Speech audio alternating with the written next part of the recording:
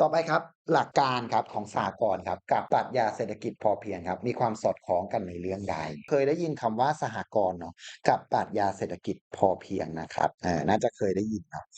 ทีเนี้ยเขาอยากรู้ครับว่าสหกรณ์กับหลักปรัชญาเศรษฐกิจพอเพียงเนี่ยมันสอดคล้องกันในเรื่องไหนข้อนี้ตอบอะไรกันเอ่ยข้อนี้อาจจะแอบงงๆนิดหนึ่งแต่อยากให้เด็กๆตั้งใจอ่านนิดหนึ่งเนาะเพราะว่าสหกรณ์กับเศรษฐกิจพอเพียงเนี่ยมันไปด้วยกันมันเป็น2เรื่องเนาะที่ไปด้วยกันครับทีนี้ครับเด็กๆครับมาเฉลยกันนิดหนึ่งเนาะทีเนี้ยต้องเข้าใจเนาะว่าหลักปรัชญาเศรษฐกิจพอเพียงกับสหกรณ์เนี่ยมันจะมีอยู่สิ่งหนึ่งครับที่เหมือนกันคือ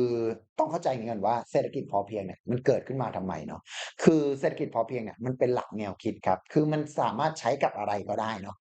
มันใช้กับอะไรก็ได้ใช้กับชีวิตประจำวันก็ได้ใช้กับการเกษตรการทำอุตสาหกรรมก็ได้ครับแต่ส่วนใหญ่เราจะคุ้นกันในบริบทของการเกษตรเนาะเพราะบ้านเราเนี่ยมันเป็นเมืองร้อนมันเหมาะกับการทำการเกษตรทีเนี้ยหลักปรัชญาเศรษฐกิจพอเพียงเนี่ยจุดประสงค์ของมันเลยคือเน้นเรื่องของการพึ่งพาตัวเองเป็นหลักนั่นเองครับซึ่งมันจะคล้ายๆกับสหกรณ์ตรงที่ว่าสหกรณ์ก็เน้นการพึ่งพาตัวเองเป็นหลักเหมือนกันฉะนั้นเนี่ยมันก็เลยทำให้2แนวคิดเนี้ยมันไปรอดได้ครับเพราะว่ามันมีเหมือนมุมมองแนวเดียวกันครับฉะนั้นข้อนี้ครับจึงตอบ4นั่นเองครับการยึดแนวทางการพึ่งพาตนเองนั่นเองครับฉะนั้นข้อ18นะครับจึงตอบ4นั่นเอง